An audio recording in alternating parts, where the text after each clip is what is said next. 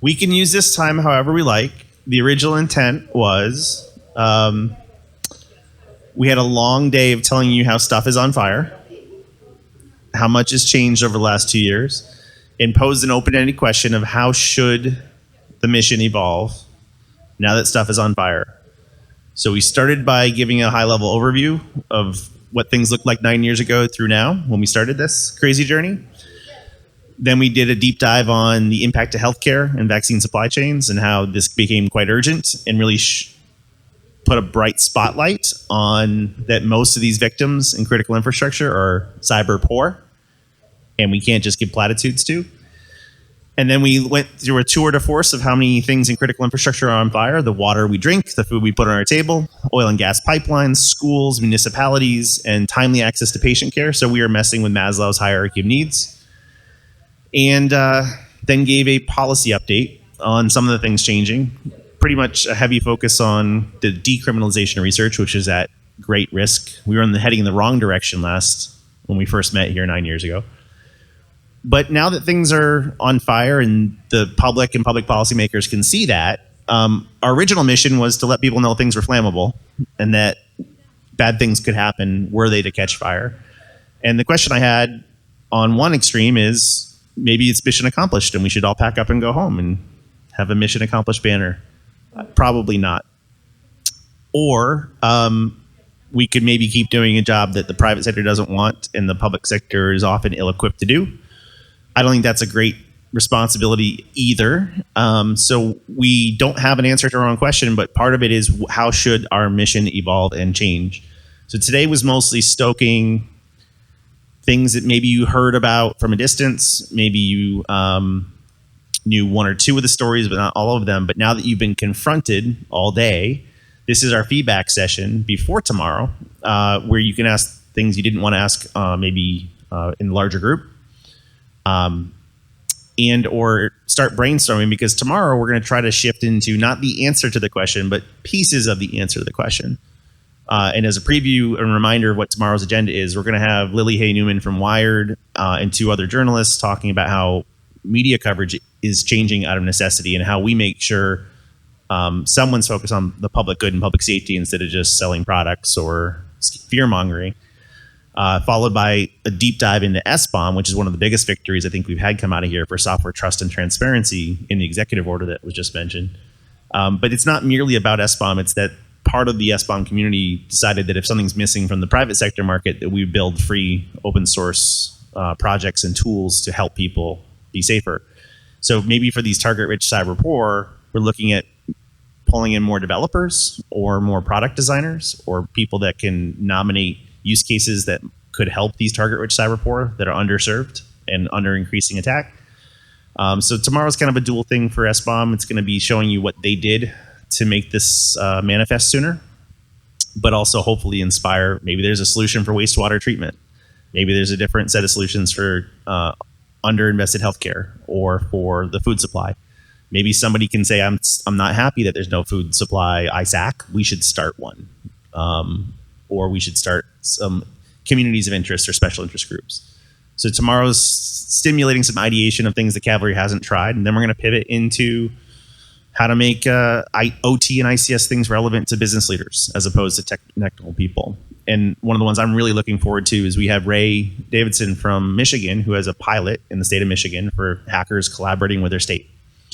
And we have the Cyber Peace Institute looking at how they've studied many experiments like the Michigan experiment across the US and across the planet to see which things are working. And there's other initiatives like the Cyber Threat Intelligence League.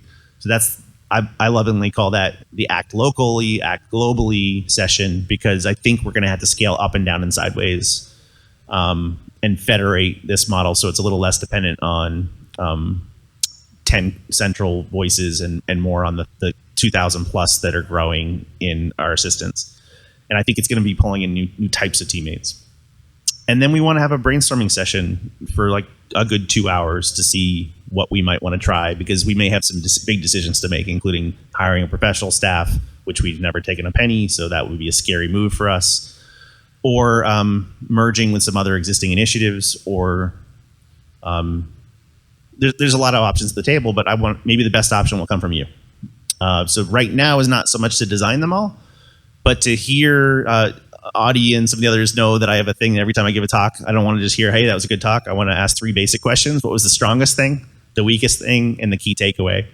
So similarly, whether that's too structured or whatnot, like what surprised you today? And I'm going to stop flapping my gums here, but I want to hear from you. What was the most surprising part? Or I think I understood why you talked about water, but you never connected the pieces. So maybe we missed the mark on our intended message. But I really want to make sure that people understand that we're starting to see a lot more harm manifest on the things we've been warning about. There's very few people willing and able to do anything about that. And for better or for worse, this community at B-Sides and on Slack and on the intertubes has been the voice of reason, catalyzing safer outcomes sooner, working with great teammates like Leonard and others in the executive branch and internationally and whatnot. So I don't think the work is done, but I carry a humility of not knowing what to do next, and would like to hear from each of you what resonated the most, the least, and as we head into tomorrow, it may help us emphasize or punctuate and refine the message. So, hey, Jen. Yeah, first question. Yeah, there's a mic being passed around. Strongest thing, weakest thing, key takeaway, missing piece. I am not an unbiased third party, but I will tell you what was stunning to me, and here I'm staring very hard at a representative of the Department of Justice. Market concentration, I would suggest, leads to the rich get richer and the poor get nothing. As a general matter, when 2 big forces join together, they write fancy words to the Department of Justice that said, don't worry, we are definitely we will help pricing for consumers. There'll be no harm to consumers. Those are the fancy words that are written. As a matter of practice, though, I would suggest that in general, what we see is we see the top 1%ers make a bucket of money. The little people generally get a kick in the teeth, but fundamentally, the risk is concentrated into fewer and fewer, larger and larger players that lead to a risk reward that ends up harming consumers. Rather than turning this into an accidental Q&A for Gavi,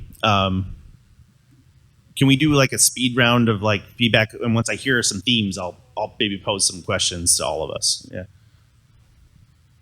Speed round. Speed round. First, just some general education, like something we could probably talk about later is, are you organized? Are you an actual nonprofit or whatever your business organization is? Second, the thing that I see is somewhat similar to what you're saying, David, but I think the opportunity exists in the underserved communities for an organization like this to do the greatest good. In fact, cities and things like Jackson, Mississippi, that's going through a terrible water crisis because they've been completely defunded through no real fault of their own, but need all that support. So that's what kind of my personal mission is. The big cities don't need the help. It's the little guys that need the help. Okay. I'm hearing some recognition of one of our themes of the cyber poor, the have-nots. Thank you. So I attend these conferences as someone who's married to a technical person. I went to the first DEF CON my first DEF CON was 4. Wow. I'm more aligned with, in the last 7 years, with what's going on politically in my local community. And the one question that I always ask in any conference, in any talk, is who isn't in this room? Mm-hmm. And we still see a bunch of older white men, maybe some younger white men, and a few women. I saw I counted today 4 black people. I'm Native American. I don't present brown, but I'm always looking for the people that aren't here from these underrepresented communities, because I can tell you they don't even know what the hell is going on. They don't even feel like they have any access. If they own a computer, they're afraid to use it because they don't want to break it. So as a speech and debate coach, a former DOD employee, but now a speech and debate coach, I am looking at ways to reach out to our community through the youth. I have so many parents that come to me when their kid, they see finally their child give a speech or they go to a tournament, and they're just overwhelmed, and they're like, I wish I could do that. And I can literally tell them, give me 2 hours. And I don't care if English is your first language. So I see this access thing going on there are a lot of problems out there, and there are a lot of creative solutions that nobody ever thought about because they haven't hung out with someone from Jackson, Mississippi that is trying to work on their water crisis. They haven't actually been on the reservations where people are likely to have electricity. I can tell you that Native American access to internet is very low.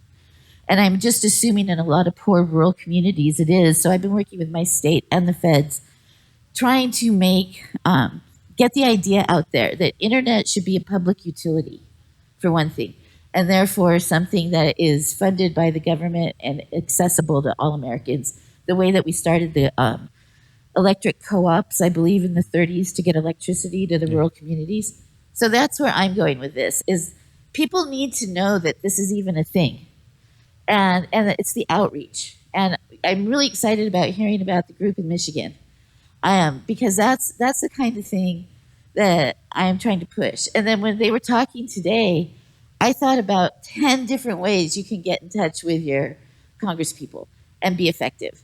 So just saying that I think that that you've all been focused on what's good and bad with the internet, and I think that it needs to be accessible to a lot more people. And I agree that these very, very large companies are reminiscent of Ma Bell of the 70s when they broke up the phone companies, right?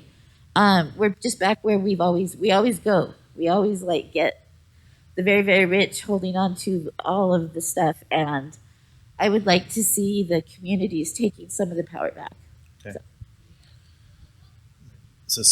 No, go ahead. So, hey, I've got some perspective as well. For a long time, I've said that every company is a tech company. It's just most of them don't know it. From the conversation today, I think that every division of the government is a tech division. They just don't know it. So I firmly believe that IoT is an environmental issue. Yeah. That the EPA should be regulating IoT, because the 2 people that are involved, the purchaser and the manufacturer, have no incentive to protect the internet. It's cheaper to buy a cheap video camera or VCR than it is to buy one that's secure. And the people making it are buying it budget, usually third party, putting in things with root access and backdoors, not even caring, because they're just selling it for the most profit. So this is literally the Mirai bot, Mirai botnet, is an example of what comes when you pollute the internet. So this is just one example, right?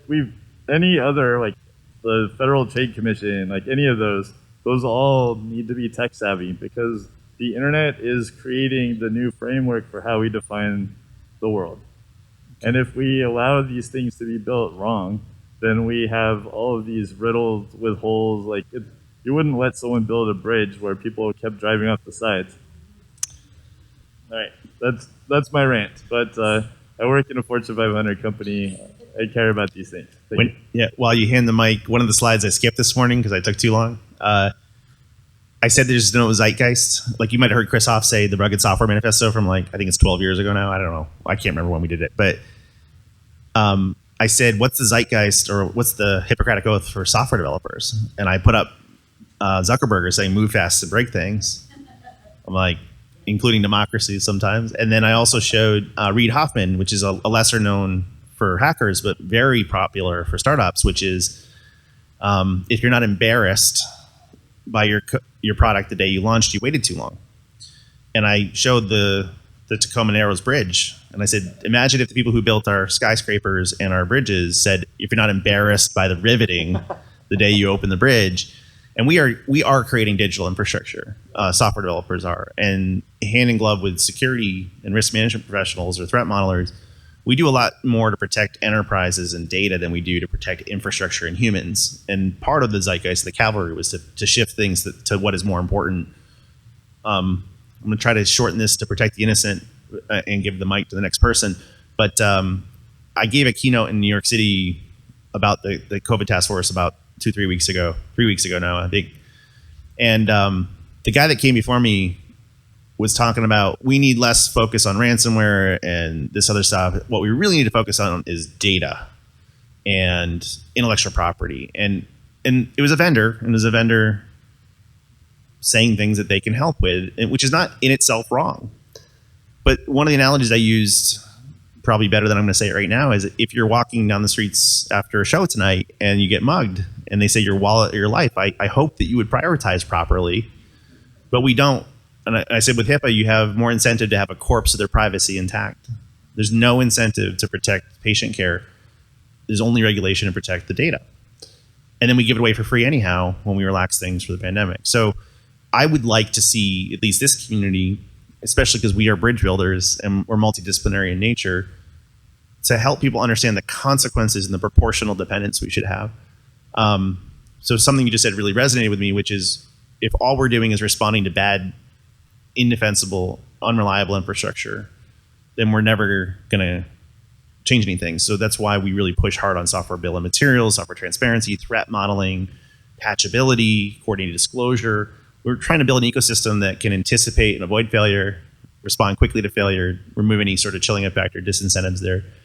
It doesn't mean we've got it all figured out, but I think focusing on a few primitives of more dependable, trustworthy, transparent, maintainable digital infrastructure is a good instinct. We just need better reach and faster. All right, I don't want to put everyone on the spot. There's a couple people who haven't spoken. Does anyone else have? Ray, you came in the room, or you're going to speak tomorrow about? I see. Okay. The zeitgeist for tomorrow. Yeah. All right. Any other feedback? Yeah. So my name is Maurice. I work for U.S. government, USAID, the Foreign Assistance Agency, and so I missed the very beginning of your rant, but it's very relevant and apropos to the work that we are doing as we are pushing digital technologies around the world, right? What is the do no harm or relevance there in terms of ensuring that what we're putting in people's hands is secure, or as secure as possible? And it's something that we, as an agency, as an organization, are getting smart about. My comments on, or thoughts on kind of I'm the Cavalry and how it's evolving, I'm really interested to understand the appetite of membership on thinking critical infrastructure plus. So looking at either spaces that are not traditional critical infrastructure, so like independent media, which is under assault around the world. How do we work with media organizations to ensure their security, or at least independence? Or thinking about beyond just the operators of CI, is thinking about the users and the individuals kind of downstream that may also be or are very security poor, and not in the US, but then around the world as well. Okay. Over. Anybody else? So since I was invited, a thing that I have heard that I really like is the think globally, act locally kind of aspect. And I think one of the common themes that I have heard, and I want to encourage, is thinking of, and this is part of the zeitgeist probably, is thinking of the end user or the individual human being that is affected and how they're affected, and trying to make the link between the technology that we're implementing and how it's going to affect people in their daily lives when they don't think about it. Because that's what we have to think about. Is I loved the Apple Macintosh operating system when it came out back in '85, Well, that was when I got my first computer, because it was the operating system that just worked, and it really did. So we have to make it. People don't want to think about this stuff. So if we think about it, then that's our job. Thank you. Anybody else? Hey, I'm John Boss. I probably haven't met most of the people in here, although I'm sure I've probably seen your faces if you've seen mine, even though you can't tell who I am right now. I go by Boss Man online. I've been going to DEF CON, et cetera, since, I don't know, sometime back in the Alexis Park, maybe DEF CON 9. Mostly CTF, School of Root, stuff like that. I still feel like I'm getting up to speed with what you're doing and what you're saying. I like it. Every time I hear you talk or see you do something, I think it's cool and I want to get more involved. I don't really feel like I have a lot to add other than to say I like the movement and I like what you're doing, and I'm trying to be involved. I feel like I'm not in the right comms channels. I don't know, but I feel like I should at least tell you who I am since I'm sitting in here and why. So if anybody would like to talk to me about anything, or if you have any questions, I'd love to answer it. But for now, I'm really just a spectator. Thank you. And one of the things I think, while we've done a lot right, we have not been creative on creating shovel-ready jobs for everybody. We certainly want a meritocracy and a stone soup, and we've been delighted and surprised by people that bring something we never even thought of. So we like to be open to those possibilities. But there's a whole bunch of folks that do want to help, and we haven't made it as easy as we could. And I think that may include, if we did invest in some back office or some professional staff, I believe that would improve. Kendra, for example, if you were here all day from the Sisakova Task Force, I didn't know her at all when she joined the task force. And she doesn't have a hacking background, and she brought such organizational op tempo and rigor and tenacity for getting around bureaucracies, and almost a delight for hacking bureaucracies, that it's like my kryptonite. But like, the more people we find like that, they're good at the things we're bad at, and we find that we are able to do new things. So that middle ground of people that are avid supporters but don't yet know how to contribute, I'm sure we could invest in that, and probably need to at this point to get better scale. Anybody else? I'm going to try to synthesize a few of these themes. Just a couple other follow-ups. As a licensed professional engineer,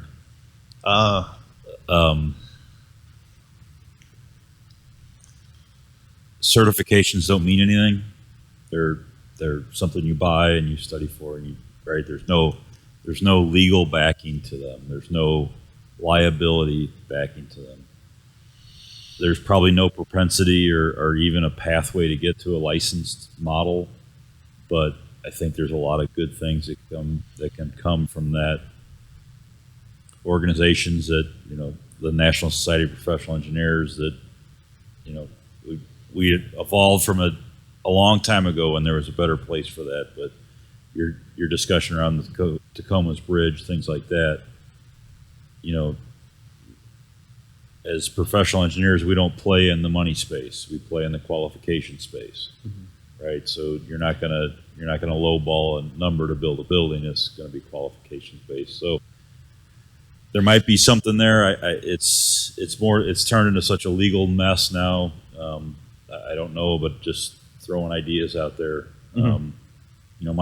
My duty is to the public before it is to my employer. That's an oath that I sign. Right. When I become a licensed professional engineer. So, isn't there a ring that some engineers wear? Yeah. Order of the engineer. Yep. The other part was, as a practitioner, I'm very concerned about the number of point solutions that are out there, and the harm that's going to cause. A lot of my clients are buying stuff, and they've already bought stuff that'll do what that does, but that sales guy did a better job of selling that feature than the other guy did. So if there's something we can do around that would be huge, because there's a lot of software out there that can do a lot of stuff if we know how to use it and deploy it properly. On that last point, I'm just going to play jazz a little bit. I wanted to synthesize many themes, but I will forget this one if I don't say it right now. This is a partial thought. I don't want to be crucified, even on the streaming, for saying this, but I've increasingly, even when I started this thing, even when before it with the rugged idea, I felt that there was really two cybers. There was the commercial, low consequence, private interest, local harm, and then the public good. And I always felt that what's right for the private good is not what's right for the public good.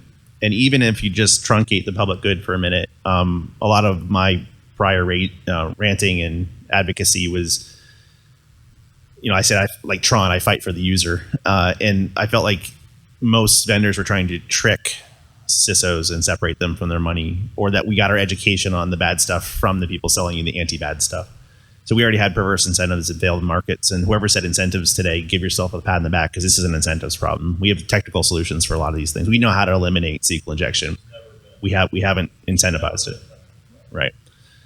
We have some hard technical problems, but right now the constraint is usually the lack of carrots and sticks. In fact, we define cyberpoor. The long definition of cyberpoor, when I put in the policy stuff, was one or more of the following deficiencies: insufficient information and awareness, and or insufficient carrots and sticks or incentives, and or insufficient resources. And many of these owners and operators of critical infrastructure that are really the government's job, that have been delegated to the private sector.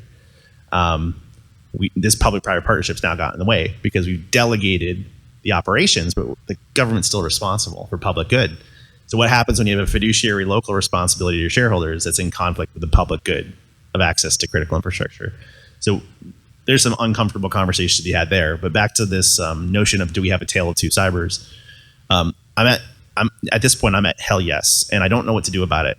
What I do know is some of our best and most talented hackers, researchers, and innovators, many of them didn't even get a high school degree, let alone a college degree. So there's a bit of an anti-intellectual, anti-professionalism bent. Also, we're chaotic and rebellious, and that's what makes us so special. It's part of our power. And, right, not but, and there have been a couple attempts in the UK and in Europe to add some minimum professionalization requirements for certain things, and it causes convulsions amongst our friends. But we are invited to participate in these conversations. And an embryonic idea I've had is perhaps we should start to have an opt-in consequential cybersecurity designation, where if you want to pop off and rant and just try to sell your wares or sell your services, you're perfectly fine to do that. But if you want to if someone wants to differentiate themselves as focused on public good or consequential cybersecurity, then by opting into that rarefied air, you may be more called upon by Congress or by committees or whatnot. And you're opting into, with great celebrity comes great responsibility. And perhaps we could opt into a professional conduct class where we're not just giving a hot take or giving a conference talk that precedes a sales pitch, but we can differentiate those focused on the private good versus the public good. And sometimes there will be overlap, but often some of our best traditional speakers and thought leaders and luminaries are giving increasingly horrible advice about public safety. Horrible. And I don't think they're bad people. I think we should just be able to differentiate when a public policymaker is saying, what should I do? I'm hearing competing things. We should have a way to distinguish what's good for the company versus what's good for society. I don't have the answer, but I think we're increasingly coming to the point where there's not just one cyber industry. Hi, Leonard. Hello, Mr. Corman. As sort of an outsider, I do want to bring a question to you, because I think you are used to thinking about impossible things and coming up with creative approaches. One problem I see in the policy space in particular is working in an area where there aren't any metrics. There are things that become your proxies for metrics. Whether you successfully promulgated a policy, for example. Okay, sorry. It's directional, yeah. But it seems that the question really is, are we safer? right? That's the question we need to be asking at the end of the day. And sometimes the policy maybe would make us safer. Sometimes it would have made us safer 2 years ago, but the lead time to get the policy actually, enacted made it sort of moribund by the time it was. And maybe it would never have made us safer. But I've always struggled with the question at the end of the day: are we safer now? And that seems to be the question we, especially in this space, need to be asking, and I don't know how to answer it. All right, I'm taking a leap here, and this might not be your intention. I'll give you the clinical proto-science answer, and then I'll give you the personal answer. And I'm smiling because I feel like maybe you're trolling me a little bit, but I don't think you are, because there's love here. We all want a science. We all want metrics, and you even heard Hoff, mentioning some of that this morning. You came late. That's right. So in the keynote, we heard some of this. We don't really have good metrics yet, and we don't have good measurement. And some people like Alex Hutton and Sierra, the Society of Information Risk Management people, and people like Bob Rudis, or the data scientists that are in our field. There's ways to measure anything, but we were rushing so fast to do number-based things. We went from faith-based security to numerology, faith and random numbers, and we don't have good, reliable, consistent metrics for these things. And I know that's not exactly what you're asking, but the more people get into that, they quickly discovered Thomas Kuhn's, which is the structure of scientific revolution. And you don't go from like chaos and voodoo and witchcraft straight to, NASA science. There's things like proto-science in between. And we do use proxies, and we use indicators or confidence building measures, or these things strongly correlate to a better outcome. So for example, that's what I focused on with our Hippocratic Oath for connected medical devices and the 5-star automotive safety framework was, let's not write policy like the PCI standard for credit cards, which is stale by the time the ink is dried, but rather focus on evergreen capabilities to handle and respond to failure. So a device that is not patchable is less safe than when it is patchable forever. Not like 10 years from now, but forever. Things like a program that has a coordinated vulnerability disclosure, a company that has a coordinated disclosure program is more likely to learn of faults from friendlies versus adversaries. So that's a confidence building measure. Things like, can you produce a software bill of materials? If you can't, that tells us something about the rigor of your design and your implementation. And having one doesn't make you unhackable. It just means you're in an echelon now where you're more conscious and aware of managing these things. So I think we're in that middle ground of, we do not have confidence that we are quantitatively safer, but we are trying to get to that past the voodoo and witchcraft of our high priestesses and priests and sacrificial goats towards confidence building measures and primitives that allow us to be in the game. Now, the reason I smiled on the personal note is, for some people that have known me before the Cavalry, I gave a talk called "Are We Getting Better? Why We Don't Know and What We Could Do About It." And that was before my mom got sick and my life changed. But if you go back and watch it, which it was focused on almost exactly your question, you can see how the fertile soil for the Cavalry being born was already there. I just needed the nudge. But even now, a decade later, it's very hard to answer, are we getting better? But the ways I tried to answer that are, do we have more or fewer adversaries? Do we have larger or smaller harms? Do we have, better or worse recovery times? So there are some ways you could quantify and measure overall impact, performance, and consequence analysis, even if you can't do the causal linkages between this security purchase leads to these better outcomes. My general belief is we are incredibly prone. We've been in prey, and we survived at the appetite and activity of the predator's discretion. And that, I think, is exactly what's happening, right? It's not like critical infrastructure all of a sudden became unsafe. It's that there has been more brazen and aggressive activity with the ransomware revolution, where the unavailability of anything can be monetized. And this is where I said this morning, maybe too quickly, I think the key dilemma here is the adversaries have found a way to monetize the cyber poor. Defenders in the RSA or Black Hat have not figured out how to monetize the cyber poor, and given incentives are purely financial right now, follow the money. There's no money, and actually, I've actually heard VCs turning away innovators from this community that are trying to help the cyber poor in hospitals. And I said, you should pick a different industry. There's no money in it, and that is the correct thing to do for shareholders. It is not the correct thing to do for society, and so we need more public good cyber. And we're not currently differentiating those speakers, those thought leaders, those initiatives for who's focused on public good versus private good. And sometimes they're the same advice, but oftentimes, increasingly, they're not. So it's not even a close answer to your question, but it's these are the things I wrestle with, because we aren't going to make progress or strides unless we know what we're solving for whom we're solving, and the whole spirit of things like SOS and bad practices and the free CISA services was to meet people where they are, not give them platitudes. And some of those things are hard, right? I recognize the contradiction. I am saying, let's meet people where they are, where they have no resources and no staff. And I'm saying, by the way, it's a really bad, dangerous, negligent practice to run unsupported software. Well, what if you don't have enough money to do anything but an unsupported Exchange server? I recognize that apparent contradiction, but I'm sick of watching it happen. And I said, let's at least stimulate and force the hard conversations. Little inside baseball, I guess, while I'm running on that thread.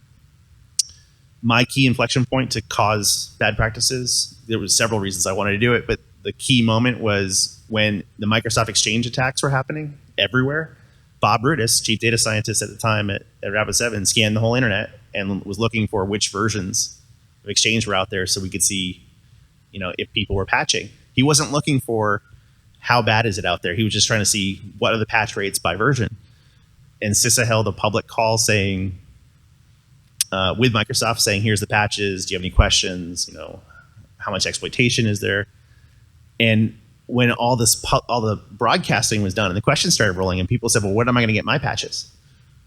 And they said, what do you mean? We already went through that. And they said, well, I'm running this version. And Bob quickly looked in his data, and the #1 market share of Exchange on the internet is unsupported. It's not an edge case. It's everywhere. And I, at the time, made an emotional joke and said, we almost needed child protective services that if you can't take care of Exchange, we'll take care of it for you by, rolling you onto, at least Office 365 or Google Suite or something. And we went to some of the well-funded hospitals. I'm like, you seem to be among these ranks that are running wildly unsupported. You realize that if you're compromised through Exchange, the whole hospital's gone. And they said, Josh, it would cost like $1 million to migrate. We're never going to do that. And it was sincere, and I should have empathy for their resource constraints. And it's dangerous. So what do you do when it's common and dangerous? So this meeting people where they are thing, it's not going to be take a product designed for the Fortune 50 that only the Fortune 50 can use and hope that eventually helps them down market. If you require an army of talented engineers to operate it, it's not a solution set. So I think the answer is going to be, when you're over dependent on undependable things, there's at least two parallel paths. One is depend less upon them. So wherever you can reduce your dependence and attack surface, we should.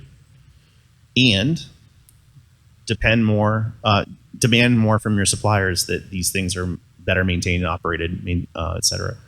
And in the glue, in the bridge in between, I'm kind of hoping tomorrow reveals is, can we make some open source projects that are designed for the cyber poor, for people with limited staff, for the internet attack surface? Because while anybody can get hacked, most of these ransoms for critical infrastructure have not been targeted. They've been wholesale, kill everybody, harvest later who we're going to actually spring the trap on.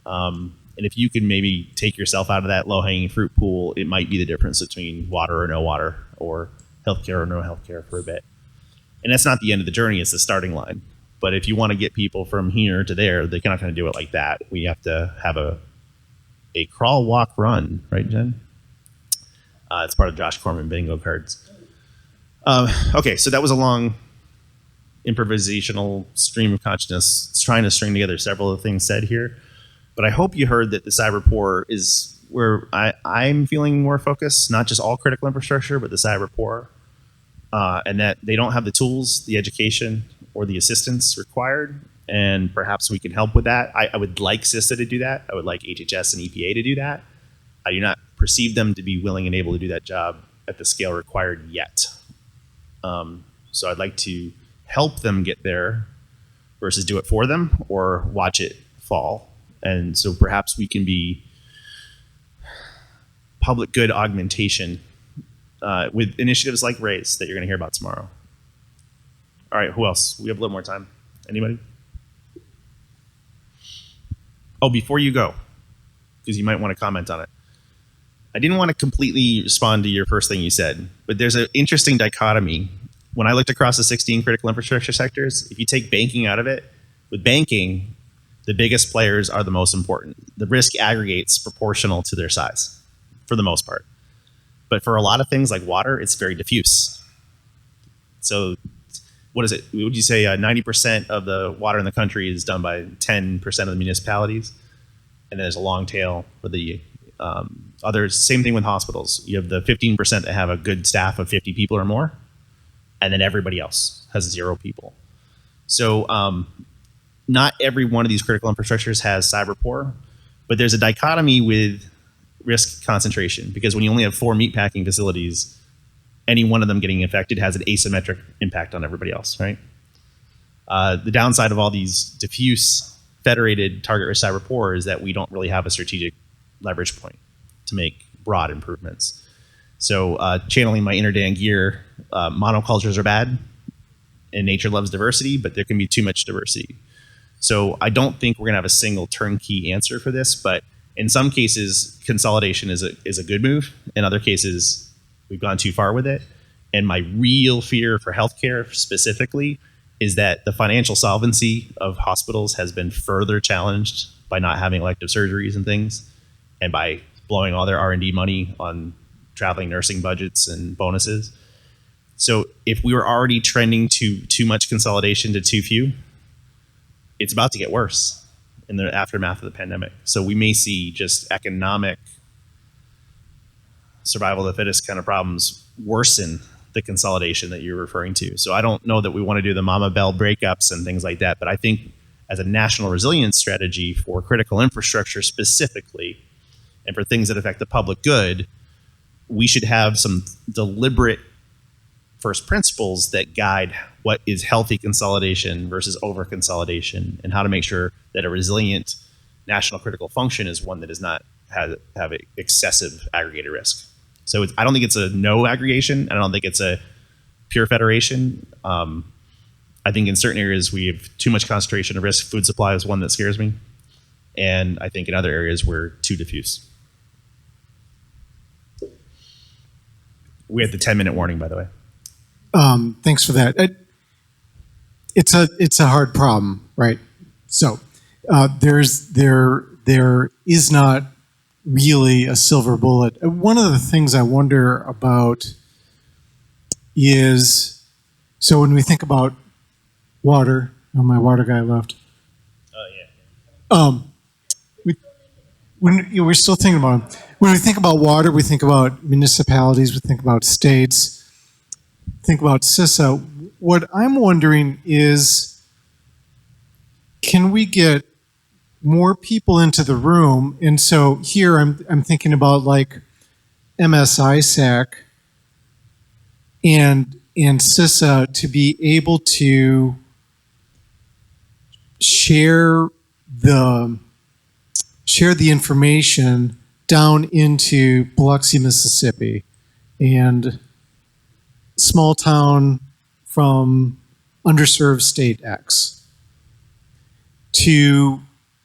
We got a lot of different frameworks and a lot of different players in the space, but how can we be smarter about sharing really good information with what are historically the have-nots?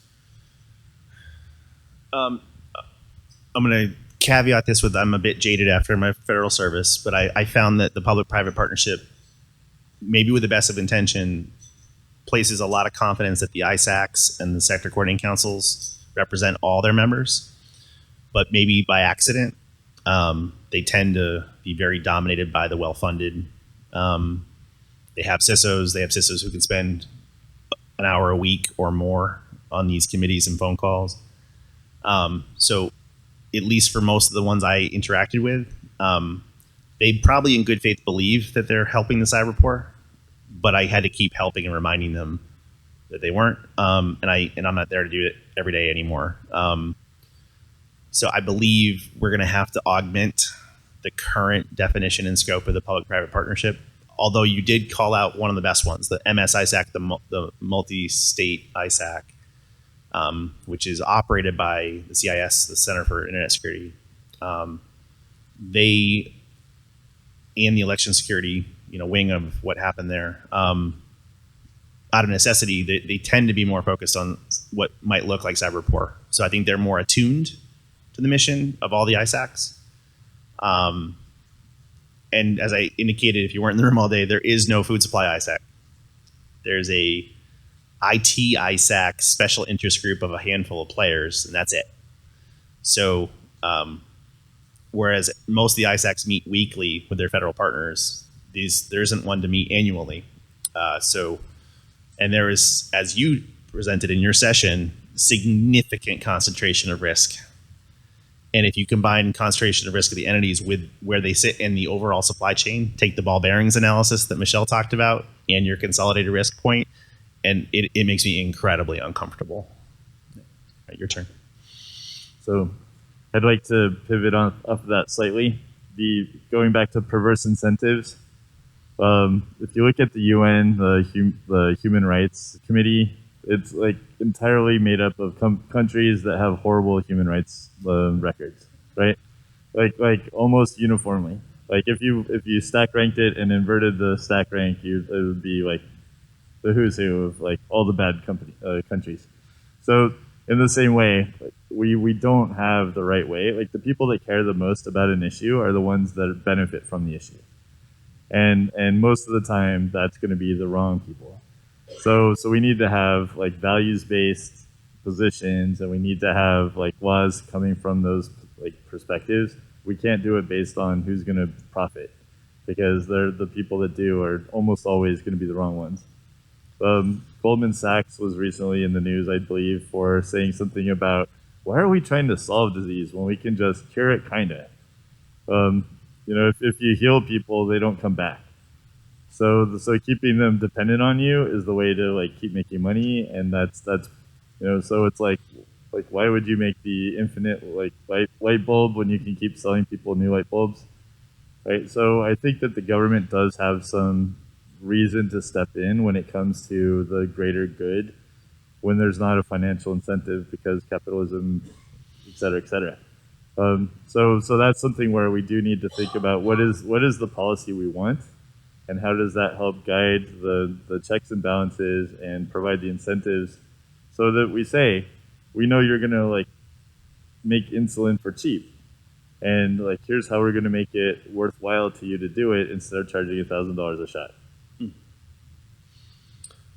Hand in the back. That we're in the 5-minute warning section, but we can keep talking tomorrow and even at the bar tonight. To answer the previous one, I don't think that anybody can question whether or not our security is better. Because I remember back whenever we were just trying to get people to actually have a firewall, and nobody even questions that now. I also remember CISOs, nobody even knew what the hell it was, and now we're having questions as to whether or not they ought to be on the board or not. So we're at least moving in the right direction. To whether or not it's enough is why you're having a hard time getting the metrics. Because it's not, are we making progress? We are. It's just, is it enough? And that's a different question. So that's one of the things to help with that. But one of the things I'm listening to everybody, it's culture. We all know the number one thing that is difficult as hell to get anything to change is the culture, because people hate change. I had an argument with a guy whenever I first got into the Navy about whether or not people like change, and I was also 20 years old and wanted change. So I thought change, everybody wanted it. No, they don't. And culture is what is holding us back. I've dealt with a lot of HIPAA, and the problem with the medical areas is the culture. You walk in the door, and the first thing they do is ask you what your SOCH is in front of a room full of people. What's your name? What's your SOCH? Nobody. The culture there has gotten us so that we are used to thinking about, if I want my leg broke, my broke leg fixed, I got to give out my social security number or else I got problems. And that's a culture that's just what they think about. The military has the same issue. I can't go in and get anything from the military without starting off with my last four, which is the only random part of it, and giving that. The culture is the problem. And to your point, whenever it comes to government being able to regulate stuff, the fact is that the culture behind water, it's not going to change because they literally have no incentive, which is I think where you were going earlier. They have no incentive to change unless somebody's going to go beat them up and give them money for it. Carrots and sticks, or carrot-shaped sticks. But, whenever it comes down to it, it's not just the money. It's America. We got money. But the culture does not want us to change. Would you agree with that? Or, is that... It seems like that's a tangent. I do think it's culture. I do think it's incentives, and I think that's one of the reasons we brought a lot of heart and empathy to this instead of facts and figures. The facts and figures come as well. And maybe just to end on it's a hard pivot from what you're saying, but maybe to pull some of these things together on a positive note. When I ask what did the world look like 9 years ago and what does it look like now, we were trending towards increased chilling effect on good faith research. We were trending towards increased animosity between government partners and the hacking community. We were increasing our dependence on medical devices and cars that were hackable. And now, over the last 9 years, as we skim the treetops from this morning, we have every federal agency has a coordinated disclosure program. We have an exception, the DMCA, for good faith research. Leonard, a very bad oversimplification of what he was saying is DOJ put out guidance to the state attorneys general saying, please pass on prosecuting good faith researchers. Directionally similar to the DMCA, we have initiated and catalyzed the first ever set of safety communications and recalls for medical devices with no adverse events or patients dying first. So very left of boom. We were called upon when there was congressional actions on things like wastewater treatment, on things like ICS sprints, and to help design and lead the COVID response for the pandemic for hospitals.